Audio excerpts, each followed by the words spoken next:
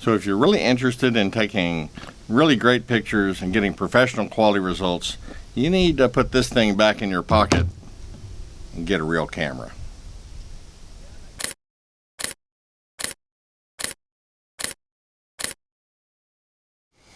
Hey, thanks for joining me this morning. You know, I'll be the first to admit that cell phones, the cameras in them have gotten really amazing. I mean, they do a really amazing job for what they are. I know they haven't always been that way. I know my first BlackBerry, I think, was the first thing I had with a camera in it. Just, you look at the videos and the pictures from that BlackBerry, and they're just horrible. But today's cameras do a very credible job.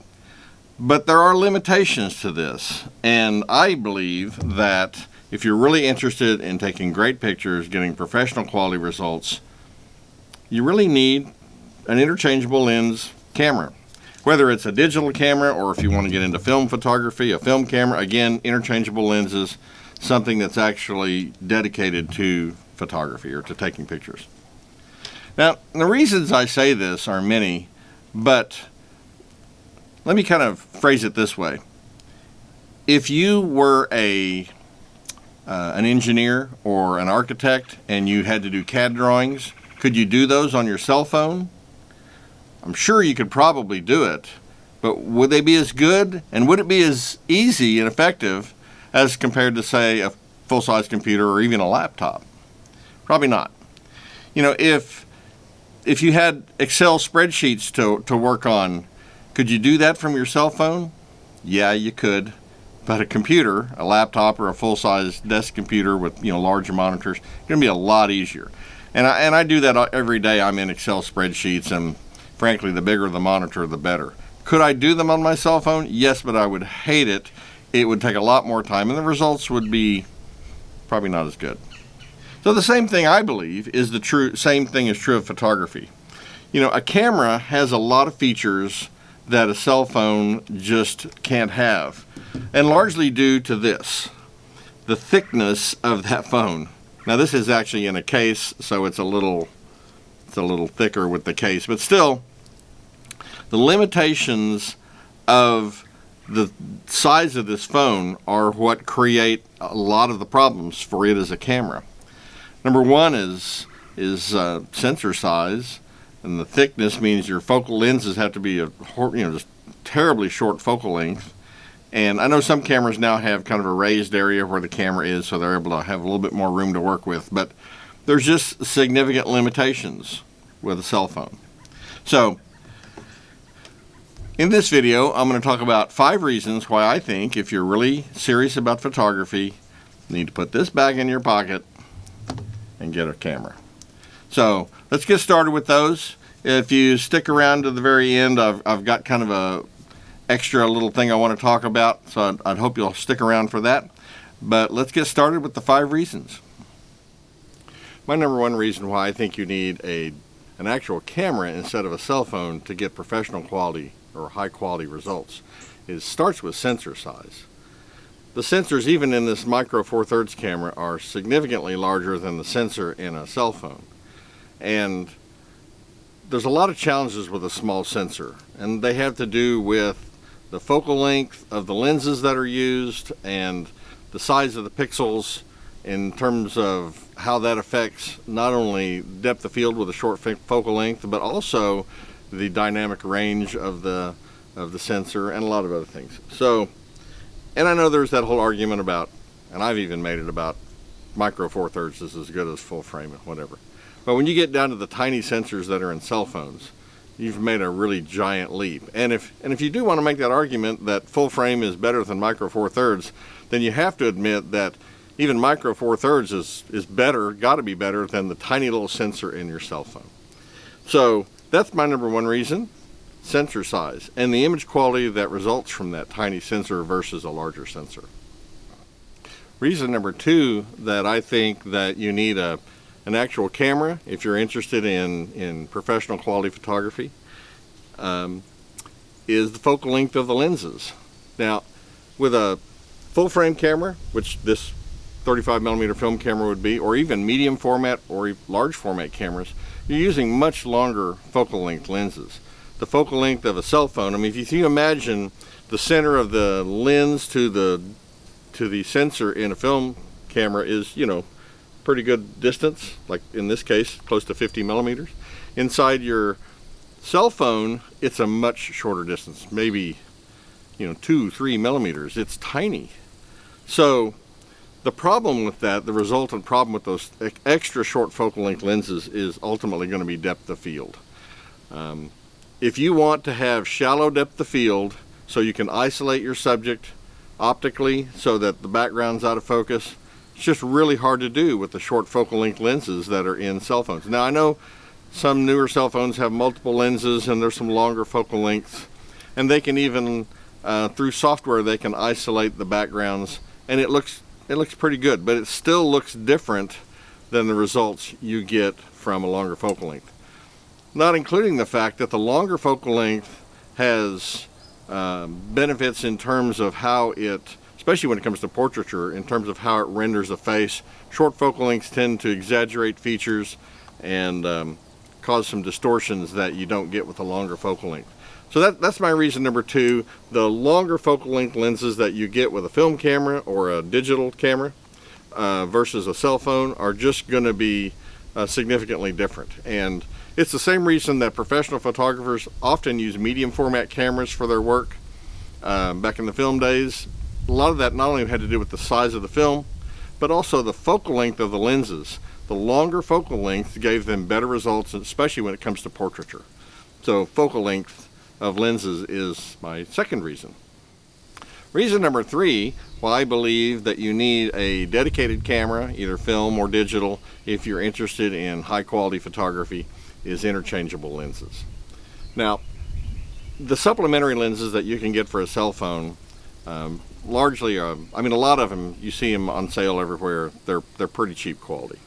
There are probably a few that are better quality and are able to produce some decent results. But again, you're working within the limitations of the very short focal length of the cell phone lenses, and then you're adding some additional lens on there. And then keep in mind that these supplementary lenses are designed to work with everybody's cell phone from every manufacturer. So there's certain limitations as to what they can do. And theoretically, you know, an optical design for a supplementary lens might work well with one, you know, cell phone and maybe not so well with another. There's going to be compromises. So how do you know which supplementary lens is really going to be best for your camera?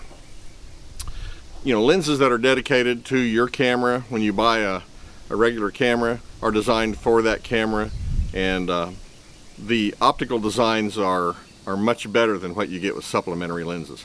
And if you go back in the film camera days, there were supplementary lenses for some of the less expensive film cameras, and largely they weren't that great, especially compared to an interchangeable lens. So anytime, you know, even back in the film days, if you were really interested in high quality photography and being able to do a lot of things with your cameras, you had to get something with interchangeable lenses. All professionals use that kind of equipment. Also, as part of that, with a cell phone, in terms of zooming, there's real limitations on what you can do with digital zoom. As you zoom in digitally, you're just taking away pixels from the outside. You're cropping the image in and just throwing away pixels from the outside of the image. With an optical zoom, you're optically zooming in and you're not losing any pixels. You're actually magnifying the image. And the design of the lens is made to do that without significant loss of image quality. So there's 2 things there in reason number 3. One is interchangeable lenses that give you a lot of flexibility on what you can use the camera for, and 2, the optical versus digital zooming. And it's important to keep in mind, I mean, with interchangeable lenses I can get everything from really super wide out to extremely long telephoto, everything in between, and macro lenses, just all kinds of specialty stuff. So if you're really wanting to do a lot with your photography, your cell phone's just going to have too many limitations in terms of the optics. And so interchangeable lenses and optical zooming and all the specialty lenses like wide angles and macros and that kind of thing, you just can't duplicate that on a cell phone. So that's reason number 3. Reason number 4 is flash. Now this is a tiny little electronic flash, all I happen to remember to bring with me this morning, but the flash on a cell phone uses an LED, and the duration of the flash is much longer than the duration of an electronic flash like this that uses an actual flash tube. And obviously you can get much bigger flashes for your, like DSLR, or your mirrorless camera, your digital camera, or even a film camera. This is just a tiny one that I had in my bag. So you can not only get much more powerful flashes, the duration is much shorter. And that's important when it comes to image quality. One of the key aspects of using an electronic flash is that short duration that freezes movement. So if you're shooting anything that has any motion, using that flash to freeze that motion is real important. And that's especially important when it comes to macro photography. And so you can use the LED flash on your cell phone. Unfortunately, some of the supplementary lenses get in the way of the flash and cause a shadow. If you're trying to shoot macro with a supplementary lens on your cell phone, you're probably not going to be able to use any kind of flash at all. You certainly can't reposition the flash or use a diffuser or anything to light it. So just lighting restrictions in general are significant when you compare an actual camera versus a cell phone. So, and lighting is so important, especially if you're shooting portraiture, if you're doing product photography, all these things, then proper lighting is so important. Now I know we have good LED lighting these days, and it's very popular, and it's gotten pretty inexpensive, and it's compared to the old hot lights, it's really great, and professionals even use it. But when it comes to flash, the cell phone just doesn't really do it. So that's reason number 4 is lighting, specifically the electronic flash that you can use with either a digital camera or film camera. My 5th and final reason is dedication of purpose. When you have a camera, you have a device that is dedicated to the purpose of photography, taking pictures, right? What does that mean to us though? I think that people that have cameras take those cameras out with a purpose in mind to go photograph a specific subject, or if they're traveling somewhere to take pictures of something, like if they're doing landscape photography, they're going to specifically work in that area. I think cell phones largely, now that's not always true, but largely pictures with cell phones are pictures of opportunity. People have a cell phone with them all the time, and they happen to be somewhere and, oh, there's something neat, so they whip out their cell phone, they take a picture. But they don't really, I think probably rarely do people with cell phones say, okay, I'm going to go out this morning and spend a couple hours or maybe the morning, and I'm going to go photograph, landscape or macro or whatever they're going to do. That's typically not how cell phone pictures happen. Now, like I say, there's exceptions, and I believe that there probably are some people that actually take their cell phone out and do dedicate time and purpose to just doing photography with their cell phones. But I think largely that's not true. I think though, when you actually have the camera equipment and you have the lenses and stuff that you've invested in, it really kind of focuses your efforts on using that equipment in a specific way.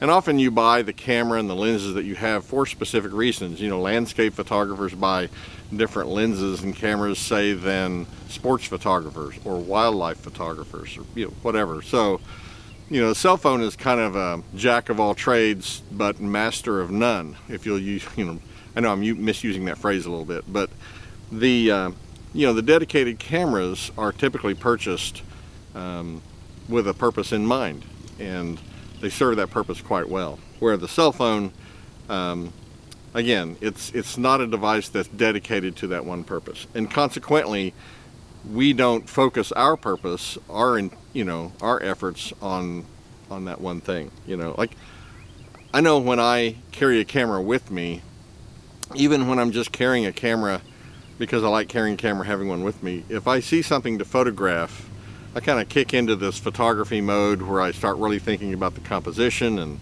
the exposure and all those things that I've just kind of mentally, they're in my head. I know how to process those things.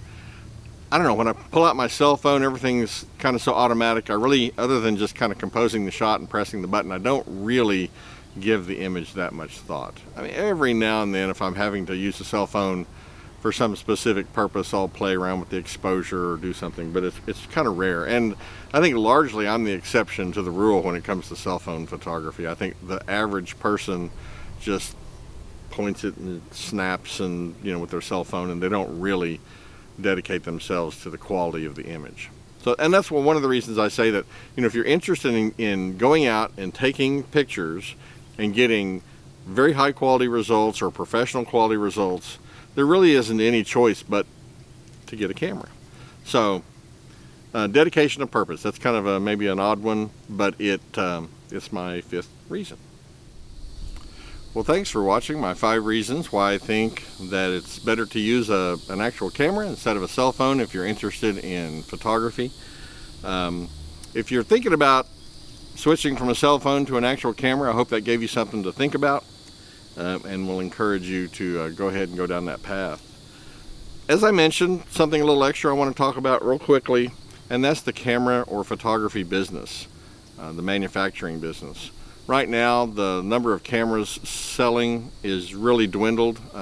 Manufacturers are really struggling to hold on, and the profitability in manufacturing cameras is just not what it used to be. And that's sad. But I think it's important, if we want to keep the camera business alive, that we help. So as photographers, I think it's real important that we get other people interested. Friends, family members, you know, children, grandchildren. If we can bring other people into the photography world and help them see the value in getting camera equipment and actually using that to take pictures as opposed to just using your cell phone, I think we can help keep this business alive. Certainly longer than we will if we just don't do anything. I mean, there'll always be someone manufacturing camera equipment for professionals. Professionals aren't going to show up to a wedding or a portrait session or some other professional shoot with a cell phone. I mean, you'd be laughed out of the business. So there's always going to be some people needing that equipment, and there'll always be somebody manufacturing it. But we may get down to the point that there's only 1 or 2 manufacturers. We're not far from that now. And when you get rid of all the competition from other manufacturers, you also lose innovation. If there's no need to compete, then there's very little need to innovate. And I think it's real important that we keep the business alive as much as we can by encouraging others to get interested in photography. So if you have family members, if you have friends, you know, try to encourage them to look at getting an actual dedicated camera. Take them out with you, let them use some of your equipment, shoot some pictures, and let them see the value in actually using real camera equipment. So I would encourage all people that, whether you're a professional or you're an amateur, you know, it's a hobby or whatever, to get other people involved in photography. I think it's real important we do that. Well, as I always say, I appreciate you watching my videos. If you have any thoughts or comments, please don't hesitate to leave me a comment. If you would, please click the like and subscribe buttons and the notification bell. That way you'll see when I post videos. And as always, thanks for watching.